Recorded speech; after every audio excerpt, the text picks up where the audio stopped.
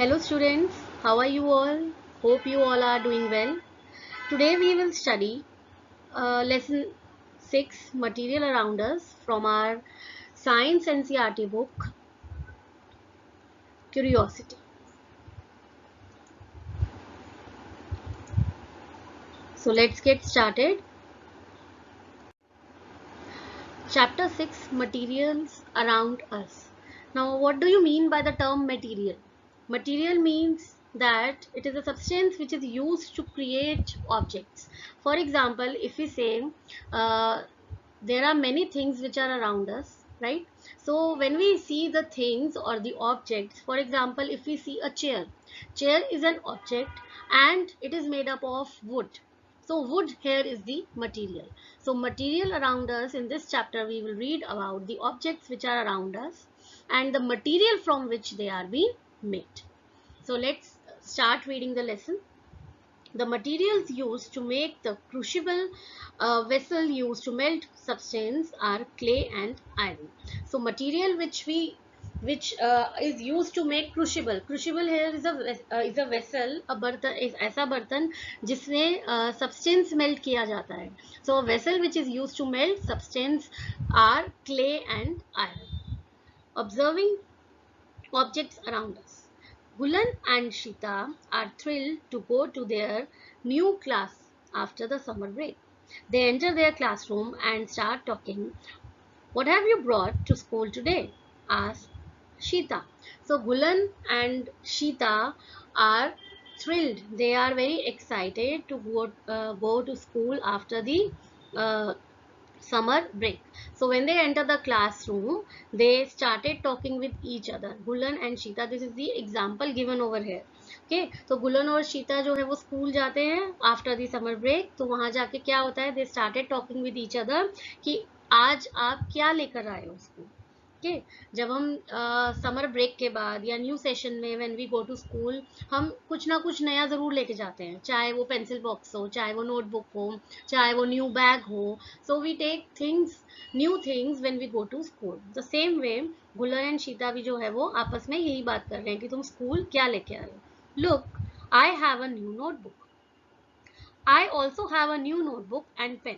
सो यहाँ पर क्या बात हो रही है, गुल्लन ने क्या बोला कि मेरे पास नोटबुक है, और शीता ने बोला मेरे पास एक नोटबुक और पेन है. After some time, Madam Vidya, their science teacher, enters the class and starts interacting with the students to draw their attention to many things they use in their daily life. तो थोड़े time के बाद उनकी जो madam है विद्या, वो science teacher है, वो क्लास में एंटर करती हैं और उनके साथ इंटरेक्ट करना शुरू करती हैं, बात करना शुरू करती हैं और उनको किसके बारे में बताती हैं, things they use in their daily life. How are they, she says, how are they similar to or different from each other? So दो चीजें कैसे सिमिलर भी हो सकती हैं और डिफरेंट भी हो सकती हैं एक दूसरे से. Suppose if we have two type of pen, हमारे पास दो तरह के अगर पेन है, pen is use to write, दोनों का फीचर क्या है, सिर्फ पेन से हम लिखते हैं, but colour can be different, shape can be different, size can be different, right. So इसी तरीके से डिफरेंस भी हो सकता है और सिमिलैरिटी भी हो सकती है टू थिंग्स के अंदर. What are their shapes and colors? How does it feel when you touch them?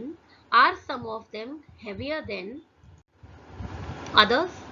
All things are made up of some material like paper, wood, cloth, glass, metal, plastic, clay and so on.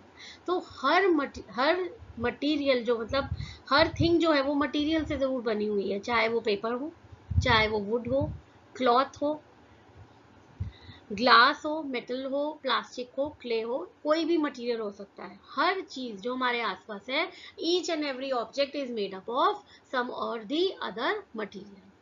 Any substance that is used to create an object is referred to material. तो material होता क्या है, जिससे कि जो एक object के बनने में, क्रिएट करने में हमारी हेल्प करता है, उसे हम मटेरियल बोलते हैं. Okay, this is the definition.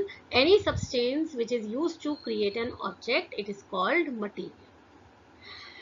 Activity 6.1, let us identify. Make a list of objects you see around and also write the names of the materials that are made up, they are made up of in table 6.1. आपने क्या करना है, एक अपने आसपास objects देखने हैं और एक लिस्ट बनानी है कि आपने क्या क्या ऑब्जेक्ट्स अपने आसपास देखे और वो किस मटेरियल से बने। Table 6.1 identify materials. I observe, अब मैंने क्या ऑब्जर्व किया, मेरे आसपास मुझे क्या नजर आया, टेबल। टेबल किस मटेरियल से बना है, वुड से। Then second thing I observed is glass. Glass किस चीज से बना है, ग्लास से, शीशे से। Based on everyday observations, one can conclude that objects are made up of various materials. तो हमारा जो हमने जो ऑब्जर्व किया, ऑब्जर्वेशन जो हमारी थी, उससे हमने क्या कंक्लूड किया कि ऑब्जेक्ट्स जो है वो डिफरेंट टाइप ऑफ मटेरियल से बनते हैं। ठीक है। The earliest pottery found in the Indian subcontinent dates back to 7,000 to 8,000 years in the Ganga plains and in Balochistan, Mehrgarh. About 4000 BCE onwards, Sindhu Saraswati developed techniques of wheel-turned pottery production, pigmentation, application of protective or decorative coats called slips of multiple colors, decorative paintings etcetera. तो बहुत time पहले Indian सब continents में, यहाँ पर Ganga planes में, बलूचिस्तान में pottery जो है वो मिली। और 4000 BCE ऑनवर्ड्स वो जो पॉटरी थी वो उसको किस में टर्न कर दिया गया, मतलब उसको डेकोरेशन के फॉर्म में बना दिया गया, जिसको डेकोरेशन कोड्स उसमें लगाते थे, जिसको बोलते थे हम स्लिप ऑफ मल्टीपल कलर्स। उसमें कलर्स चेंज हो जाते थे, डेकोरेशन चेंज हो जाती थी, पेंटिंग चेंज हो जाती थी। These technique became further sophisticated during the Sindhu-Saraswati, also known as Harappan civilization, 2600-1900 BCE। तो हड़प्पन सिविलाइजेशन के टाइम पे ये और सोफिस्टिकेटेड मीन्स इसके अंदर और चेंजेस आए, और चीजें इसके अंदर इंक्लूड की गई। With a bright red surface painted with black color design displaying geometric pattern and aquatic and terrestrial animals. So Harappan civilization के टाइम पे इसमें ब्राइट रेड कलर यूज किया जाता था और ब्लैक कलर से डिजाइन बनाया जाता था। वो ज्योमेट्रिक शेप हो सकती है, ठीक है, या फिर एक्वेटिक या टेरेस्ट्रियल, कोई लैंड पे रहने वाला कोई एनिमल बनाते थे या एक्वेटिक एनिमल बनाते थे। See I have put some pictures over here, pottery की पिक्चर्स बनाई हुई हैं, ये देखो यहाँ पर, ठीक है। ब्लैक से यहाँ पर ब्लैक कलर से डिजाइनिंग करी हुई है और रेड कलर से नीचे की पॉटरी का डिजाइन बनाया हुआ है, ठीक है। और इसके ऊपर कोई ज्योमेट्रिक पैटर्न हो सकता था, जैसे सर्कल शेप बन सकती है या स्क्वायर शेप बन सकती थी। इसके अलावा एक्वेटिक एनिमल जैसे फिश, टेरेस्ट्रियल एनिमल जैसे हॉर्स हो गया, वो भी बनते थे। The clay used for making pot dishes and bowls and other items was carefully selected and cleaned, sieved, kneaded, turned over a wheel and finally baked in kilns. Baked clay is called terracotta. तो इसको जो है ये क्या करते थे, जो clay use करते थे ना पॉट बनाने के लिए, डिशेस बनाने के लिए, बाउल्स बनते थे उससे, उसको क्या करते थे, उस क्ले को पहले क्लीन करते थे, अच्छे तरीके से छानते थे, सीव मतलब छानना, नीट करना मतलब उसको फिर आटे की तरह गूंदते थे, टर्न्ड ओवर अ व्हील, उसको व्हील के ऊपर चलाकर उसको बेक कर कर, किल्स में, किल्स क्या है, baked clay, it is called terracotta. तो ये इस तरीके से जो क्ले बनती थी उसको बोलते थे टेराकोटा। और टेराकोटा से फिर ये लोग आगे क्या बनाते थे, पॉट्स बनाते थे, डिशेस बनाते थे, बाउल्स बनाते थे। Pots were used for various purposes from cooking to storage of food grains, oil, ghee and so on. तो पॉट्स को किस लिए यूज करते थे, वो कुकिंग पर्पस के लिए यूज किया जाता था, फूड को स्टोर करने के लिए यूज किया जाता था, जैसे ऑयल, घी, इन सबको स्टोर किया जाता था।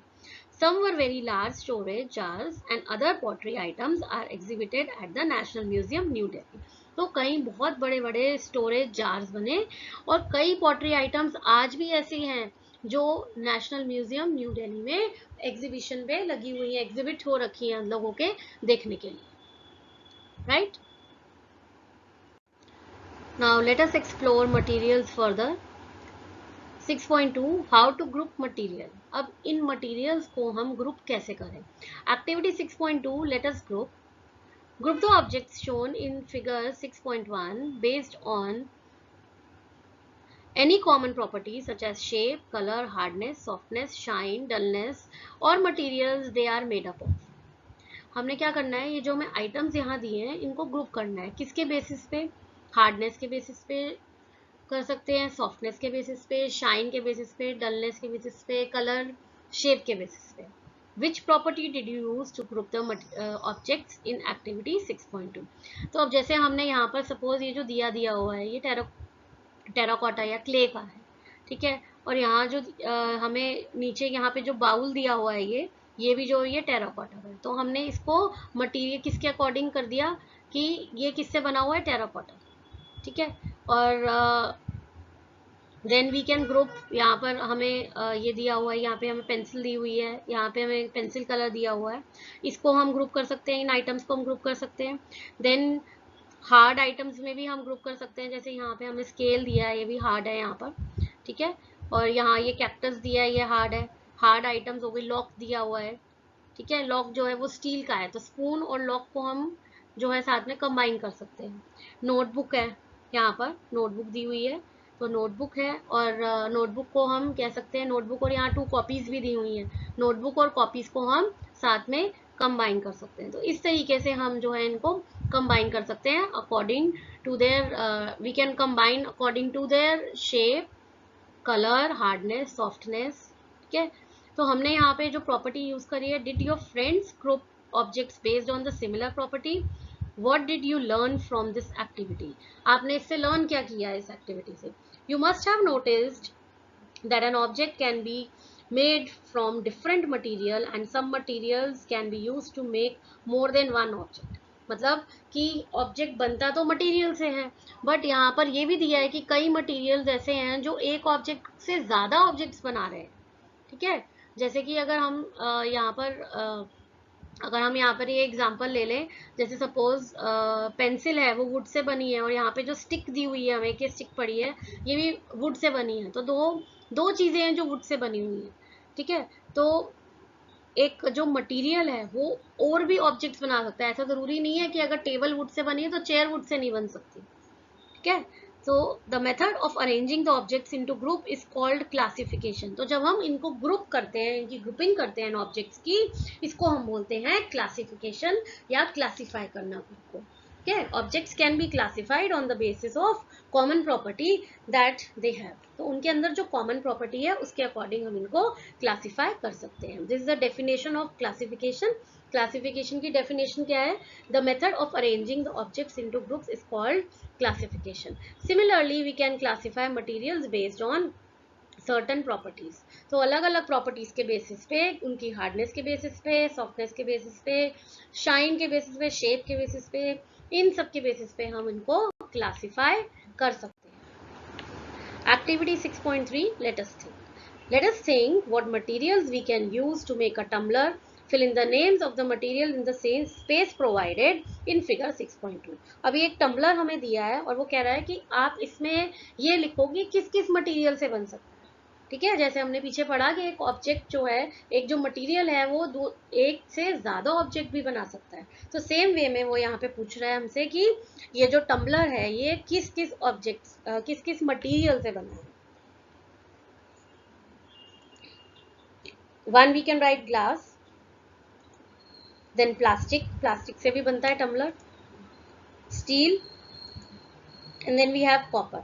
So different material is used to make tumbler. Would it be a good idea to use paper like material for making cooking utensil? क्या हम utensils बनाने के लिए, जो हम बर्तन हम यूज करते हैं कुकिंग करने के लिए, क्या हम उसको पेपर से बना सकते हैं? No. Why cannot a tumbler made up of cloth? क्या एक tumbler cloth से बन सकता है used for storing water? No.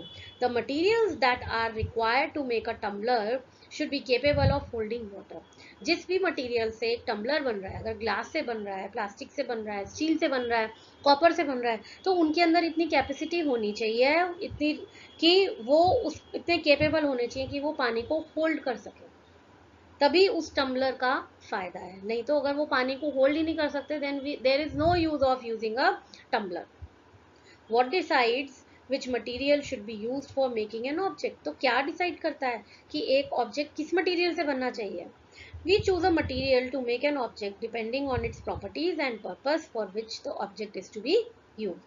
तो हम तभी चूज करते हैं एक मटेरियल को एक ऑब्जेक्ट बनाने के लिए उसकी प्रॉपर्टीज को देखते हैं हम पहले, और पर्पस देखते हैं कि हम ऑब्जेक्ट जो है for which the object is to be used, object को हमने यूज किस पर्पस से करना है, उसी चीज के लिए हम फिर उस मटेरियल के अकॉर्डिंग हम फिर जो है वो ऑब्जेक्ट को बनाते हैं. We may use different materials for making different parts of an object. For example, a pen may be used for may be made up of different material like plastic, metal and ink. तो एक pen जो है वो यहाँ पे example दे रहा है, एक पेन है अगर, तो पेन डिफरेंट मटेरियल से बन सकता है, प्लास्टिक का भी बन सकता है, मेटल का भी बन सकता है ना.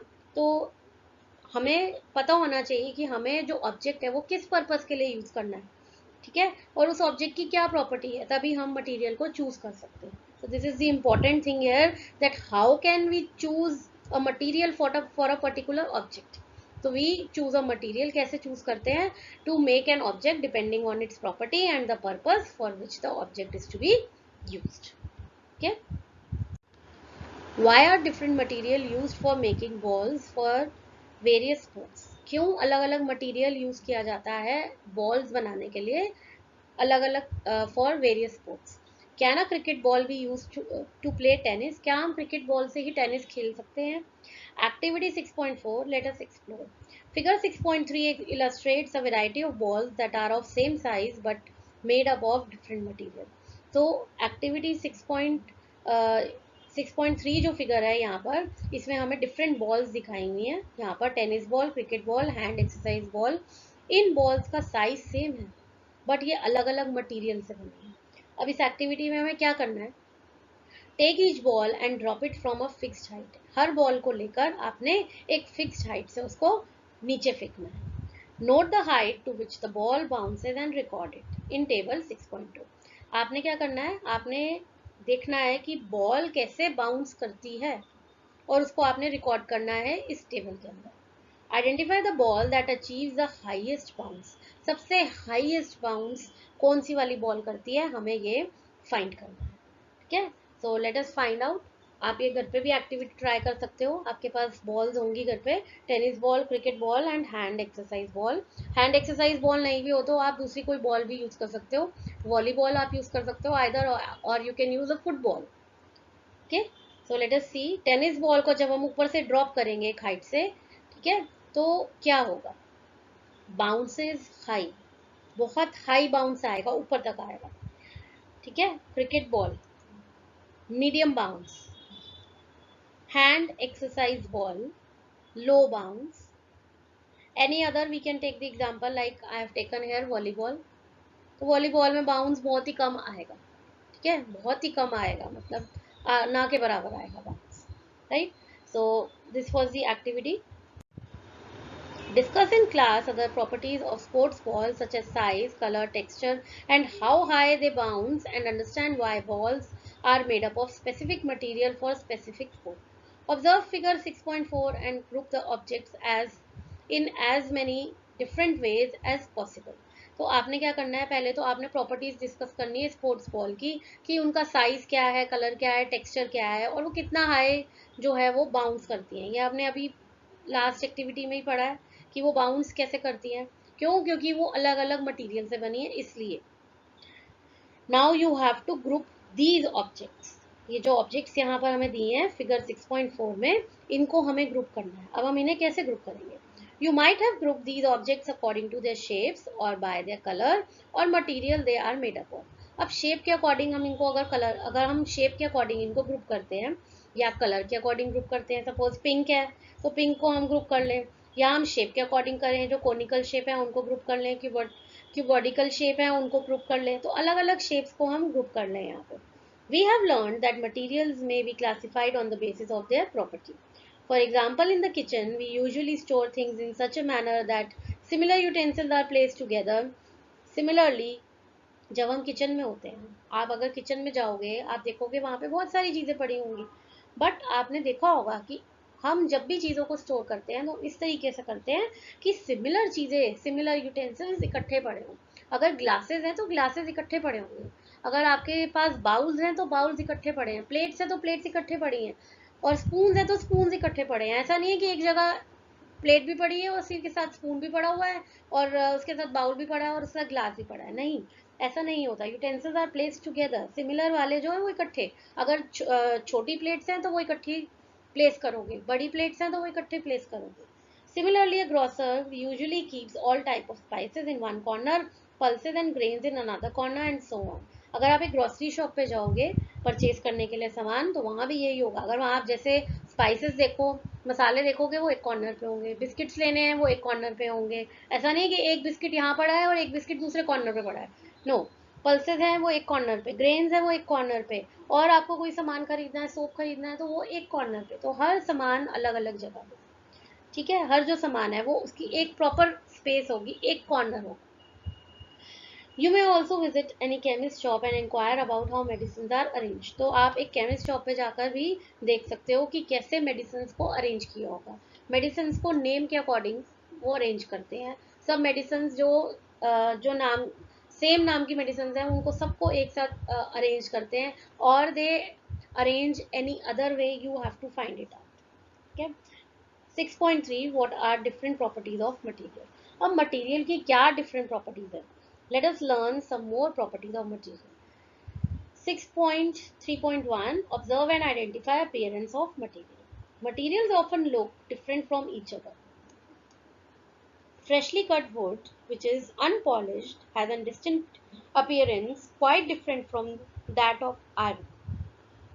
मतलब एक वुड अगर फ्रेशली कट है, मतलब एक हमने वुड को जब काटा तो वो अनपॉलिश्ड होगी, उसकी अपीयरेंस बिल्कुल अलग होगी एक आयरन की अपीयरेंस, एक लोहे की अपीयरेंस से उसकी अपीयरेंस बिल्कुल अलग होगी। Iron is a metal over है, तो उसकी अपीयरेंस, वुड की अपीयरेंस आयरन से डिफरेंट होगी। क्यों? क्योंकि मटेरियल्स जो हैं वो एक दूसरे से डिफर करते हैं। Similarly iron looks different from copper और एल्यूमिनियम। कोई भी एक मटेरियल दूसरे के जैसा नहीं लगता, तो आयरन जो है वो भी डिफरेंट ही लगेगा कॉपर और एल्यूमिनियम से। However, there might be some similarities among iron, copper and aluminium that makes them different from wood। तो कोई ऐसी सिमिलैरिटी होगी, हो सकता है कोई सिमिलैरिटी ऐसी हो जो आयरन, कॉपर और एल्यूमिनियम को जो है वो वुड से डिफरेंट बनाए। Let us do a sorting challenge. Collect some small pieces of paper, cardboard, wood, chalk, copper wire, aluminium foil, and any article made up of brass, bronze, steel, etc. Take a look at the pieces you might have collected. Do any of these materials shine when light falls on them?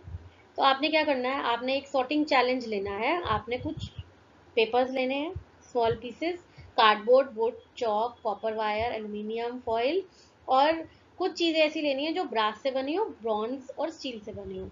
आपने इन सब चीज़ों को collect करके ये देखना है कि क्या इन चीज़ों पे शाइन आती है जब लाइट इनके ऊपर पड़ती है। ऑब्जर्व देयर टेक्सचर, इनका टेक्सचर देखना है आपने, वेदर रफ और स्मूथ, क्या ये रफ है या स्मूथ है, colour and other noticeable features, and record your observation in the notebook. Group the collected pieces based on their appearance. तो जो भी आपने चीज़ें कलेक्ट करी हैं उनको उनके अपीयरेंस के बेस पे, कि क्या वो रफ है, वो स्मूथ है, कलर कैसा है, और कोई नोटिसेबल चेंज, हार्ड है, सॉफ्ट है, उनके अंदर शाइन है या नहीं है, ये सब चीज़ें आपने अपनी नोटबुक में मेंशन करनी है, ऑब्जर्व करनी है, रिकॉर्ड करना है। ठीक है। Materials that typically have shiny surface are said to have a lustrous appearance. Lustrous appearance means जो shiny surface जिनका होता है जब लाइट पड़े तो वो शाइन करते हैं, उसे हम बोलते हैं lustrous appearance।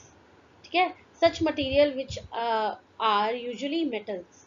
Such materials are ऐसे जो lustrous appearance वाले होते हैं वो ज़्यादातर मेटल होते हैं, जैसे gold, aluminium, iron, copper, zinc, ये इसके example. However, some metals may lose their luster and start to look dull or non-lustrous due to effect of air and moisture on them. As a result, we often notice the luster only as their freshly cut surfaces. Non-lustrous material are those that do not have shiny surface. Some examples are paper, wood, rubber, jute, etc. तो सारे metals जो shine करते हैं, aluminium, gold, उनको हम lustrous बोलते हैं। और नॉन लस्ट्रस कौन से होते हैं, जो शाइन नहीं करते, जिनकी शाइन चली गई है, ठीक है, दे लुक डल। और वो तभी थोड़ा बहुत लस्टर उनमें आता है, तभी नोटिस करते हैं हम शाइन उनके अंदर, जब उनको फ्रेशली कट किया जाता है, जैसे कि वुड। वुड को अगर हमने फ्रेशली कट किया तो थोड़ा सा शाइन नजर आएगा, बट धीरे धीरे धीरे जैसे वो पड़ी रहेगी उसके बाद क्या होगा, वो डल हो जाएगी और शाइन बिल्कुल खत्म हो जाएगा। तो वो है non lustrous. Paper, rubber, jute, all these are non lustrous material. All that glitter is not gold goes an old saying. तो जो सारी चीजें ग्लिटर करती हैं उसका मतलब ये नहीं कि सब जो चीज ग्लिटर कर रही है वो गोल्ड ही है। Not all the materials that shine are metals. तो सारे मटीरियल्स जो शाइन करते हैं वो मेटल ही नहीं होते। Surfaces of some material are made shiny by polishing or coating them with thin layer of plastic wax or any other material which makes them look shiny. These materials may not be metal. तो कई ऐसे भी metals होते हैं या material होते हैं, कई मटेरियल ऐसे होते हैं जिनको शाइनी बनाया जाता है पॉलिश करने से और कोई पेंट करने से या कोई वैक्स लगाने से। इन सब चीज़ों को शाइनी बनाया जाता है। जैसे आपने एप्पल देखे होंगे मार्केट में, एक एप्पल तो आता है बिल्कुल प्लेन, क्या उसमें कोई शाइन नहीं होती, नॉन लस्ट्रस होता है। और एक एप्पल जो आप देखोगे वो बहुत शाइनी होता है, तो उसको कहते हैं ये वैक्स कोटिंग है, इस पे शाइन है, तो उसको शाइनी बनाया जाता है। सेम वे मटेरियल्स को भी शाइनी बनाया जाता है, उस पर कोटिंग पॉलिशिंग कर कर, पेंट कर कर और उस पे और तरह की कोटिंग्स लगाकर उसको शाइनी बनाया जाता है। तो इसीलिए हर मटेरियल जो है वो मेटल नहीं होता। विच मटीरियल्स आर हार्ड। अब हार्ड एंड सॉफ्ट हमने यहाँ पर दो चीजें पढ़ी हैं, एक तो लस्ट्रस, एक नॉन लस्ट्रस, ठीक है, मतलब शाइनी और नॉन शाइनी। सेकेंड चीज क्या है, यहाँ पर क्या फीचर पढ़ेंगे हम, soft and hard. When you press different objects or materials with your hand, some of them, like stones, may be hard to compress, while others, like eraser, are easily compressed. तो आपने जब अगर 2 items लिए, जैसे एक हाथ में stone ले लिया, एक हाथ में आपने इरेजर ले लिया, स्टोन को जब आप हाथ से प्रेस करोगे तो वो नहीं होगा। Why? Because it is very hard, so it is not easy to compress stone. But on the other hand, you have taken eraser, eraser को जब आप इजी कंप्रेस करोगे वो इजीली कंप्रेस हो जाएगा, दब जाएगा। क्यों? क्योंकि वो थोड़ा सा सॉफ्ट है।